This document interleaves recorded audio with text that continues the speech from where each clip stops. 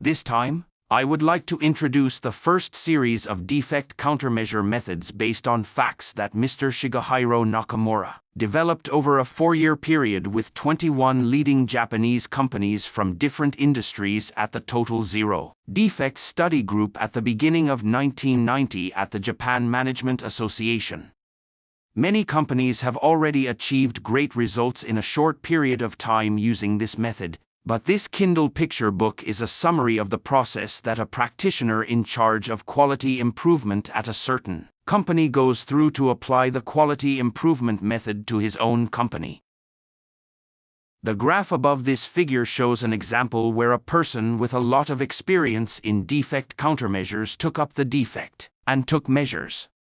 It took a lot of time before the number of defects was finally reduced by half.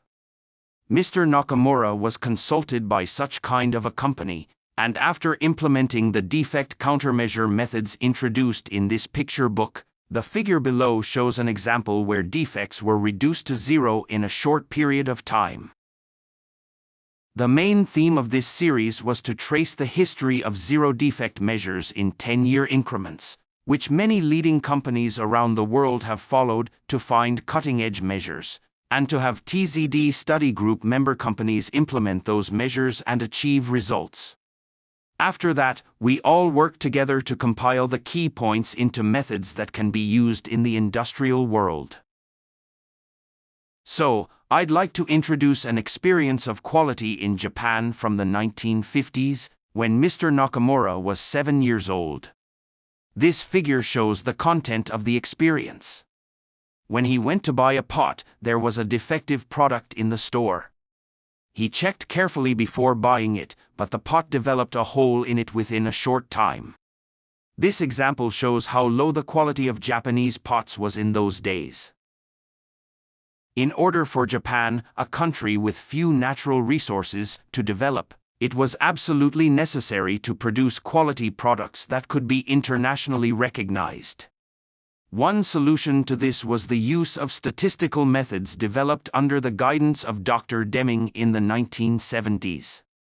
This diagram shows the contents of the ZD program that was subsequently adopted by many Japanese companies.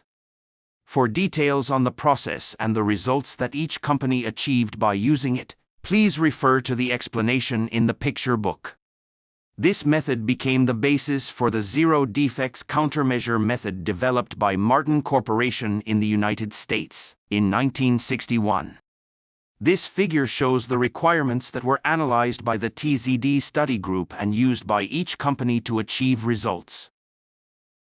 In the 1980s, JIT became famous in the industrial world.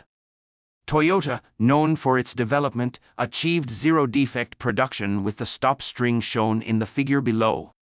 This led to Japan bashing, as high-quality Japanese cars sold well amid trade friction between Japan and the United States. However, this method did not improve quality. So NAMI, a joint venture between GM and Toyota, was created, and the technology for zero-defect production was tested in the form of an international experiment, and as shown in this graph, it became possible to improve quality in the United States, which became the basis for economic recovery. Since then, the quality of products manufactured using IT has become high all over the world as we see it today. There are many reasons and countermeasures for this, and following on from the previous discussion of manufacturing quality, the picture book introduces in detail countermeasures and examples for design quality. This figure is one example, a case study of a company that participated in the TZD study group. This company applied the method learned in the history class to eliminate human error known as connect misses in a short period of time and in stages. After the TZD study group systematized the methods for zero-defect measures, we have introduced them to many companies and had them use them, resulting in many results and case studies like those introduced above. In the process, some people resisted because the measures were significantly different from the ones that each company had used up until now. The figure shows the measures that were extremely effective at that time. The text is small, so you will need to enlarge it to see, but the content is a measure that we hope will reaffirm the importance of defect measures for those involved by showing quality as a loss cost.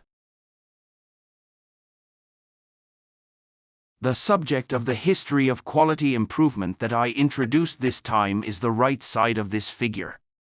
However, in the history of quality improvement, there were countermeasures that were popular in Japan but were slow and inaccurate. In the picture book, I pointed out the problems with such countermeasures and explained the effectiveness of the method this time. I will go into more detail about the defect countermeasures and first-class quality countermeasures adopted by the TZD study group in the next series. Thank you very much for watching the introduction to this picture book. The above explanation is the gist of this picture book. You can also get it at this URL. Amazon Prime members can watch it for free.